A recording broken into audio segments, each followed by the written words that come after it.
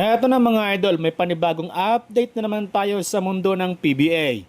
Mukhang mamaalam na sa PBA ang Northport Batang Pier matapos lumabas ang usap-usapang ibebenta na umano nila ang kanilang prangkisa.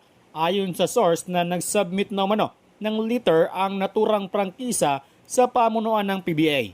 Ayon pa sa spin.ph na may nakaabang na umanong buyer ang kupunan pero hindi pa nila ito pinangalanan. Ayon pa sa source ay dalawa umano ang maaari pagpipilian na naturang buyer, bibili ba ng prangkisa or idagdag sa PBA. Ayon pa sa source na matagal naman ang interesado ang naturang buyer na bilhin ang Northport Batang Pier noong Powerade pa lamang ito. Duda ako dito mga idol, mukhang Family's Brand Sardines yata ang buyer na ito. Matatandaan ay marami ng mga players ng Northport Batang Pier ang nagsiyalisan. Una ay si Arvin Tolentino papuntang Korean Basketball League, habang tinrade nila si Will Navarro sa Magnolia kapalit ni Calvin Abueva at Jeric Balanza. Si Allen Bulanadi naman sa MPBL at si Paulo Taha naman ay nasa Magnolia Hotshot na. Samantala, tila ba pahirapan na ang negosasyon sa pagitan ni Discon Winston at ang Converge. Meron na lamang 27 days ang natitira sa kontrata ni Winston sa koponan.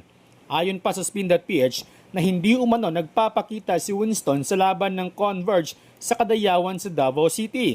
Kaya dahil dito ay nagbanta si Delta Pineda kay Winston. Ayon pa kay Pineda na nakahanda naman daw ang kanilang abogado na magsampa ng breach of contract. Ayon sa naturang lawyer na pasok umano sa breach of contract etong si Winston dahil effective pa ang kontrata nito sa koponan. Duda umano ang Converge na hindi na maglalaro si Winston sa koponan hanggang hindi ito makakuha ng bagong kontrata.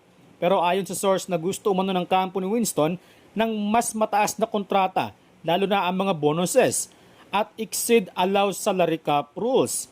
Well, ayon naman kay Delta Pineda, 420,000 pesos per month umano ang kanilang offer kay Winston. Dagdag pa ni Pineda, kung mag-increase man ng salary cap ang PBA, ay handa naman daw silang dagdagan ang offer ni Winston. In regarding naman daw sa mga bonuses, ay handa naman daw silang ibigay yon kay Winston. Sumunod lang naman daw sila sa rules ng PBA. Ayon naman kay Pineda, kung talagang hindi na maglalaro si Winston sa kanila, well, handa naman daw silang maglaro nang wala si Winston sa team. Well, para sa akin lang mga idol, parang gusto na yata ni Winston ng malaking kontrata sa MVP at SMC Group. Kayo mga idol, ano masasabi ninyo sa video natin ngayon? Pag-usapan natin yan sa ating comment section.